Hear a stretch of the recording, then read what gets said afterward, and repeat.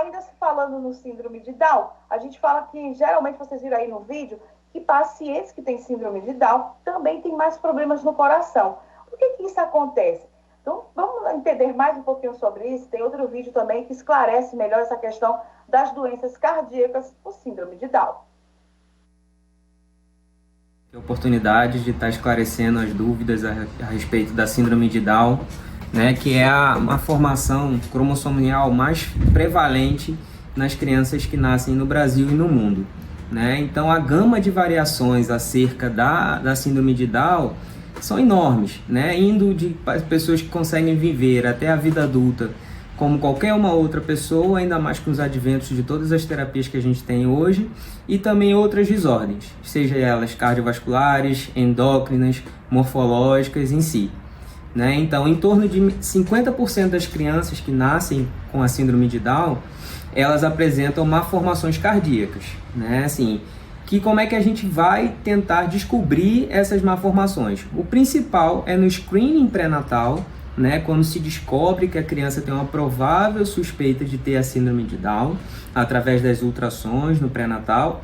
Então, é mandatório que se faça nessas gestantes o eco fetal, que é um exame realizado da 24ª até a 28ª semana, o período ideal, onde vai fazer um screening cardiológico do feto em si, para identificar alguma provável malformação cardíaca. Mas se a gente só descobrir que a criança tem síndrome de Down ao nascimento, bem, os sinais e sintomas dessas cardiopatias, elas são os seguintes. Primeiro, no exame ao pediatra, ao neonatologista na sala de parto, ele vai escutar um sopro. E através desse sopro ele vai pedir um ecocardiograma que vai tentar identificar qual é o problema, ou se o sopro é um sopro inocente. Quase todo recém-nascido tem um sopro inocente, porque o metabolismo é muito acelerado. Então, assim, esse é o primeiro sinal. E os sintomas, se não há esse diagnóstico precoce, seja ele na sala de parto, seja nas visitas aos pediatras, seja no pré-natal da própria mãe, a criança vai ter alguma dificuldade ao longo do tempo para mamar, vai ficar cansadinha, vai ter um esforço respiratório maior, algumas podem ficar roxinhas no esforço. E se forem problemas pequenos, esses sintomas podem aparecer mais na infância mais tardia, que são os mesmos sintomas. É uma criança que não consegue correr iguais às outras, fica cansadinha antes do tempo, né? Assim, não tem um ganho de peso adequado, ou então tem infecções respiratórias frequentes, isso também é um sinal muito importante. Então esses são os sinais e sintomas característicos das cardiopatias. Lembrando que não são específicas da síndrome de Down, são de todas as crianças que possuem esse tipo de cardiopatia. Então, como eu falei, 50% dessas crianças com síndrome de Down têm problemas cardíacos, e das que têm problemas cardíacos, 25% apresenta mais de um problema cardíaco associado. A boa notícia é que grande parte desses problemas cardíacos eles são tratados através de cirurgias curativas, ou seja, se faz a cirurgia e a criança tem uma vida normal daqui para frente.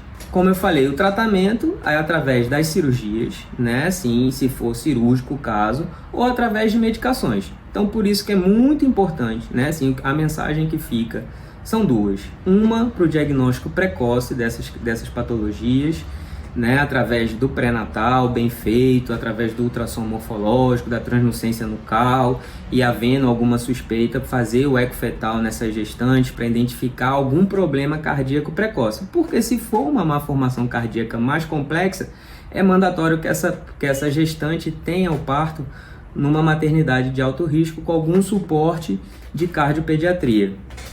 A outra boa notícia é que grande parte desses problemas cardíacos eles são tratados através de cirurgias que são curativas.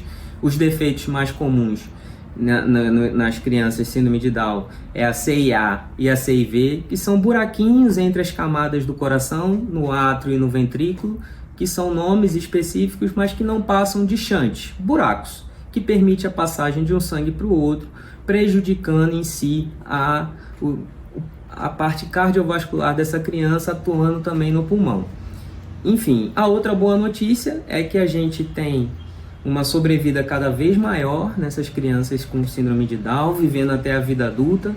Como eu falei, então ela vai variar de uma gama de uma de desordens endócrinas, cardiológicas, até morfológicas, ou crianças apenas com o diagnóstico de síndrome de Down que conseguem ter o seu intelecto normal, tem o seu afeto todo normal e a saúde física também. Um grande exemplo que a gente tem, que a gente teve até ano passado, no meio de uma pandemia, foi de um jovem com síndrome de Down, um adulto jovem, e que completou um Ironman.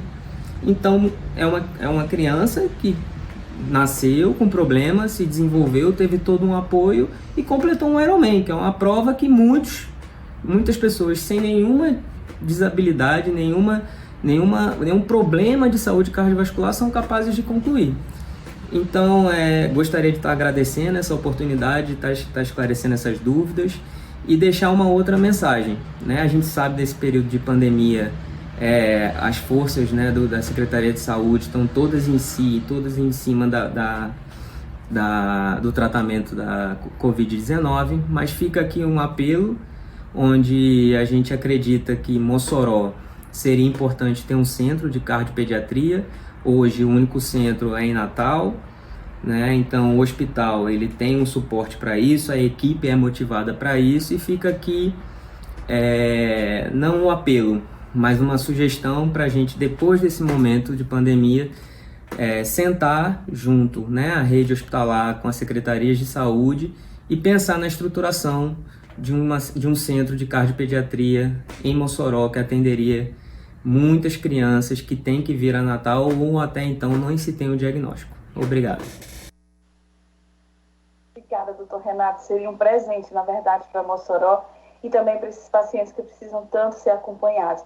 Obrigada também pelo reforço aí da importância de fazer o pré-natal. As mãezinhas aí não podem abandonar o pré-natal. Durante toda a gestação é muito importante esse acompanhamento para a saúde da mãe, como também para os bebês, né?